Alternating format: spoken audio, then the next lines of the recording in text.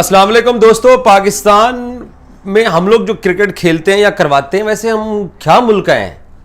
पहले हमने कोई ऐसी कसर नहीं छोड़ी पाकिस्तान क्रिकेट टीम के वकार को उस सतह पे ले जाने के लिए कि अपने ही क्रिकेट टीम के जो फैंस हैं वो टीम को फॉलो करना छोड़ते जा रहे हैं। और अब हमने एक नया काम शुरू कर दिया है, वो ये कि बने बनाए प्लेयर्स को खराब करने का सिलसिला पाकिस्तान क्रिकेट के अंदर शुरू हो चुका है। आपके लिए मैं स्टोरी लेके आया हूं कि पाकिस्तान क्रिकेट टीम के अंदर, आप लोगों को मालूम है कि अमेरिका में जो वर्ल्ड कप हुआ उसमें पाकिस्तान बुरी तरह से हारा, और मुबस्सरीन का एक दावा था कि इस वर्ल्ड कप के अंदर जो 20 टीमें शरीक हुई हैं, पाकिस्तान के उस 15 रुकनी स्क्वाड के अंदर कोई एक प्लेयर अगर किसी और टीम के लिए मुंतखब हो सकता था तो वो एक ही था, फखर जमान।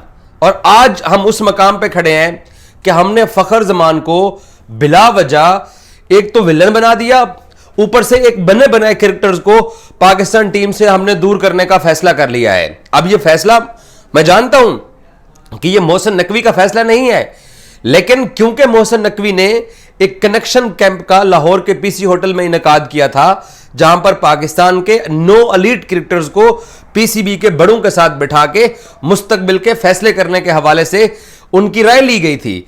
उसमें फखर जमान ने डायरेक्टर इंटरनेशनल क्रिकेट उस्मान वाला के ऊपर तनकीद कर दी, और वो जो ब्यूरोक्रेट भाई साहब हैं उस्मान वाला साहब, वो पाकिस्तान क्रिकेट बोर्ड की सिलेक्शन कमेटी के मेंबर हैं, और वो सिलेक्शन कमेटी के नॉन वोटिंग राइट्स मेंबर हैं। और हम सब जानते हैं कि उस्मान वाला जो है, उनका क्रिकेट का जो नॉलेज है उसका अंदाजा आप यहां से लगाइए, नॉलेज का और इंटरनेशनल बोर्ड्स के साथ रिलेशंस का, कि पाकिस्तान क्रिकेट टीम के जो ए टीम के जो प्लेयर्स हैं, जो शाहीन में, पाकिस्तान शाहीन में खेलते हैं, उस भाई साहब ने उनको डार्विन ऑस्ट्रेलिया भेजा, वहां पे इतना खर्चा करके पाकिस्तानी टीम को भेजा सिर्फ इसलिए कि मैं चेयरमैन को दिखा सकूं कि हमने एक इंटरनेशनल टूर अरेंज किया है। लेकिन उस इंटरनेशनल टूर के ऊपर बांग्लादेश की भी शायद डी ग्रेड की टीम थी, ऑस्ट्रेलिया के भी लोकल क्लब्स की टीमें थी। तो ये उनका विजन ये है, और उस भाई का विजन ये है कि अभी भी उसने ये जो पाकिस्तान कप वनडे कप करा दिया है, वो पहले करा दिया है ओडीआई कप, और हम स्ट्रगल कर रहे थे टेस्ट क्रिकेट के अंदर, 4 डे क्रिकेट के अंदर। तो ये उनका विजन है। बोर्ड्स के साथ जो रिलेशंस है, जो प्लेयर्स के साथ उनके रिलेशंस है, उसकी हालत ये है कि कनाडा लीग होती है, पाकिस्तान के 3 प्राइम प्लेयर्स जो हैं, बाबर, शाहीन और रिजवान, वो इनसे पूछ के मुआहदा करते हैं कि विंडो के अंदर आपको मौका मिलेगा, आप जाकर कनाडा लीग खेल सकते हैं। उन तीनों को एनओसी नहीं जारी किया। उसामा मीर का एनओसी वहाब रियाज और बाकी गैरी क्रिस्टल लोग इंग्लैंड में बैठ के रेकमेंड करके ईमेल कर रहे हैं वाला को कि यार आप इनको जो है वो दे दो, एनओसी दे दो। उसामा मीर को एनओसी भी नहीं दिया। अब नसीम शाह का एनओसी रोक दिया। अब फखर जमान ने, क्योंकि उनके ऊपर पीसी होटल में चेयरमैन के सामने तनकीद कर दी कि ये वो बंदा है जो मुझे सीपीएल से सिर्फ इसलिए बुला रहा है कि मैं वहां पे क्रिकेट खेल रहा हूं, कि आके तुमने आके ना 2 किलोमीटर लाहौर में दौड़ लगानी है, तो तू वेस्ट इंडीज से 24 घंटे की फ्लाइट पकड़ के पाकिस्तान वापस आ और आके फिटनेस टेस्ट दे।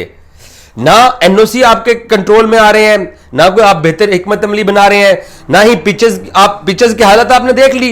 ये तो भला वाकिब जावेद का कि उसने आके ये पाकिस्तान को एक टेस्ट मैच जितवा दिया है। तो उस्मान वाला साहब के ऊपर जो तनकीद थी वो फखर जमान को महंगी पड़ी है, और अब हमने फखर जमान को पाकिस्तान टीम से दूर रखने का फैसला कर लिया है।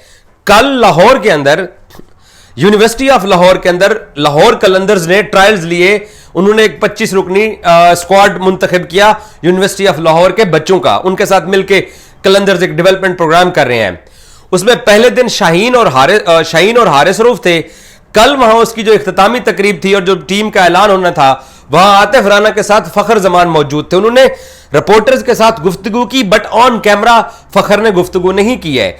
वहां उनसे जब सवाल किया गया कि आपने बाबर के हक में ट्वीट कर दिया, पाकिस्तान क्रिकेट बोर्ड के लोगों को बुरा लगा, तो इसके ऊपर क्या कहते हो, उसने कहा कि मैंने जवाब दे दिया है और मैंने बोर्ड के किसी बंदे को टारगेट नहीं किया था।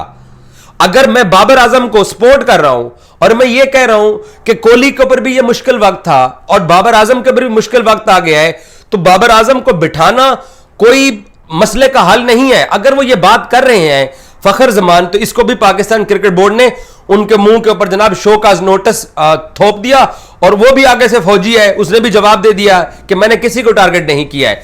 बोर्ड के बड़ों को यह बात भी बुरी लगी है। तो एक बना बनाया हुआ क्रिकेटर, मैंने जैसे आपको बोला कि अमेरिका में T20 वर्ल्ड कप में मैं क्योंकि कवर कर रहा था, वहां मुत्तफिका लोगों की यह राय थी कि ये जो 15 रुकनी शहजादे हम यहां अमेरिका में लेके घूम रहे थे वर्ल्ड कप के, सिर्फ एक बंदा था फखर जो शायद किसी और टीम में सिलेक्ट हो सकता था। आप इंडिया वाला वर्ल्ड कप उठा कर देख लो, उसकी इंजरी चल रही थी, जब वो फिट हो गया उसने पाकिस्तान के लिए क्या सर्विसेज दी हैं।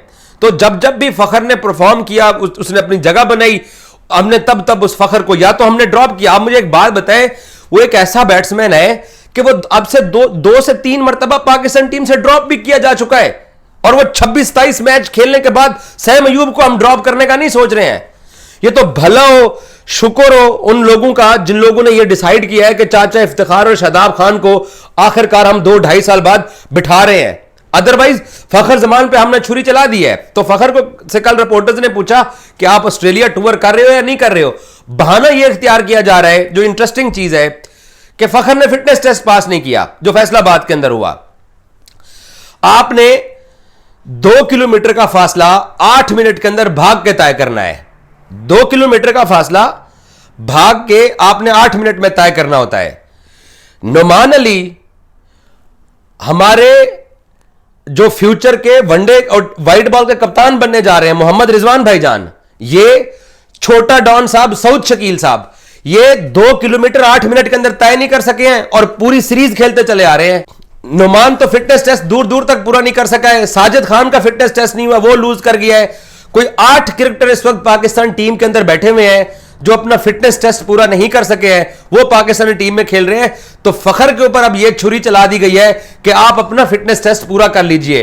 अब फखर कहता है कि अगर उसने जो रिपोर्टर्स के साथ ऑफ द रिकॉर्ड गुफ्तगू की, वो कहता है कि अगर मुझे 2 मिनट के अंदर 8 मिनट के अंदर 2 किलोमीटर पूरे करने हैं और बाकी यो टेस्ट अगर मुझे देना है, तो फिर मुझे 15-20 दिन 1 महीना चाहिए होगा ताकि मैं अपने आप को फिट कर सकूं और मैं ये अपना फिटनेस टेस्ट पास कर सकूं।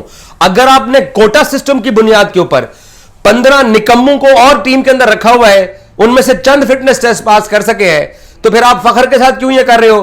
कि उसकी वजह यह है कि फखर ने वाला के ऊपर तनकीद की, बाबर के हक में ट्वीट किया, तो हमने अपना एक और बना बनाया हुआ क्रिकेट अपने गुस्से, अपनी नाहली और अपनी काहली की वजह से उसको हमने भेंट चढ़ा दिया है और उसके ऊपर हमने ये तलवार लटका दी है कि तू फिटनेस टेस्ट पास कर।